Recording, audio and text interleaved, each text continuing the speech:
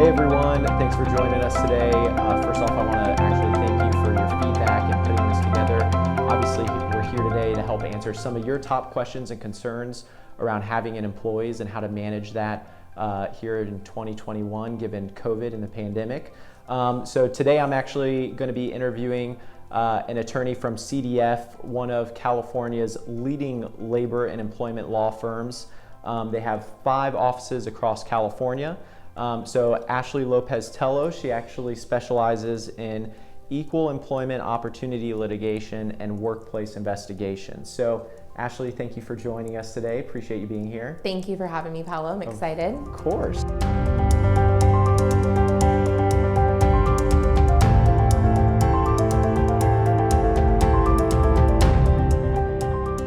When we sent out the survey, we asked a bunch of questions and had people rank what was really most concerning to them. And what was the highest ranked is what are the issues emerging litigation areas in 2021 stemming from the pandemic? Yeah, so, I guess the short answer here, Paolo, is that there has been a lot of increasing litigation due to the pandemic. And California is far and away kind of the leader in this litigation. Since March 1st, 2020, in the US, there's been 1,250 lawsuits filed that are specifically related to COVID-19. And California is the leader here with 270 lawsuits filed. They kind of beat out every state. New Jersey's at a distant second. Wow. At 130, but really here in California, we're seeing a ton of new litigation related to COVID-19. Wow. So based on what you're seeing, what has been the most common or most impactful to employers? Yeah, so we've been seeing a lot of disability discrimination, harassment, and retaliation claims. Kind of the most common thing is employees who are scared. They're fearful of COVID, they're scared to come to work, and employers are dealing with this delicate balance between being sensitive to their employees and also having to run their business and needing people there to do it. Right. And so the fear of COVID is actually right now, it potentially can be a disability that employers need to accommodate. And I kind of always say, when in doubt, let your employees work from home if they can. If they can't, then consider putting them on an unpaid leave of absence versus just, terminating them. Right. Another big area has been wage and hour lawsuits. So a lot of employers are screening their employees. They're taking their temperatures before they come into work. And that time that they're waiting in line, they have to be paid for that time, which a lot of employers kind of don't realize. Right. And if they show up and they have a temperature that's too high, so you're sending them home, they have to be paid show up pay. So a lot of employers are kind of, forgetting about that. Wow. So what are maybe some other areas that employers wouldn't think about that could be potentially hurting them from a lawsuit perspective? Yeah, so I think obviously the disability, the wage and hour claims, I would say another area has kind of been retaliation lawsuits. So you have a lot of employees who are going to HR and they're saying, hey, we don't have the personal protective equipment that we need, masks, gloves, sanitizer, etc. And then shortly after that, maybe employers are unfairly disciplining their employees, terminating them. And so employees are filing lawsuits for retaliation. They're saying, hey, we complained that we didn't have proper masks and stuff that we need. And then all of a sudden, we get retaliated against or we get fired. Right. So that's kind of another area that employers really need to be aware of and be careful of, really.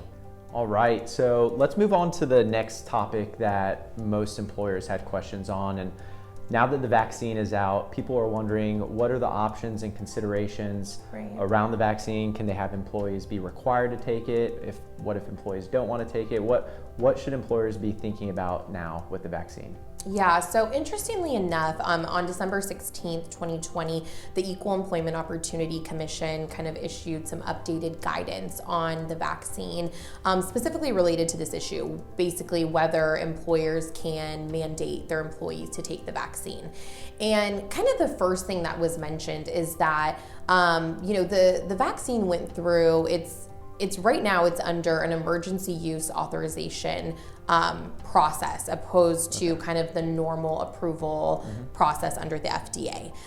So basically what that means is that when somebody goes to take the vaccine, the healthcare providers are required to tell them about the risks associated with taking the vaccine, and then the person can determine whether they want to decline it or whether they want to take it. Okay. So right now it's really unclear how an employer would be able to mandate an employee to take a vaccine when it's an emergency use authorization. It's under an emergency use authorization process right now. Right. All right, Ashley, thank you so much for all the great information so far. We've got one final topic and that a lot of employers have questions on, and it's just what are the different policies and procedures that they should be aware of that they might not have considered with COVID right now? Yeah, so the biggest one is the COVID-19 response plan. And in case any of the employers don't know what that is, it's basically your COVID-19 response plan is your guidebook as to if an employee reports that they've tested positive or they report that they've been exposed, how do you deal with it? What's your game plan? What are the next steps that you need to take? And so on November 30th, 2020, Cal OSHA issued some emergency regulations specifically related to this and kind of steps that employers need to take in the workplace to keep people safe. So employers do need a COVID-19 response plan. If there's a COVID outbreak in your company, you don't want Cal OSHA to come calling and your employees to say, what's a COVID-19 response plan? I've never heard of that. I've never seen one. That's going to create a lot of liability. You want your employees to be able to check the box and say, yes, I've seen it, I've read it, I've been trained on it. Got it. And really, employers should be designating a COVID-19 response person at any location they have if they're a multi-site business. And that designated person should be well-versed on the COVID-19 response plan and should be really implementing, as much of it as they can. Got it. So it sounds like this is something that's required and not optional for employees. Right, yes. So that's huge for employers to understand. This is not maybe sort of, I'll think about it. This is something that employers have to have in place to avoid liability. And actually, my firm has prepared a COVID-19 response plan template. If you shoot me an email, I'm happy to send that to you free of charge. It might require some minimal modifications just to make it specific to your business, but I'm more than happy to shoot that out or answer any questions. Great. Well, Ashley, again, thank you so much for your time today. You've provided just an overall wealth of information that I know a lot of people will appreciate.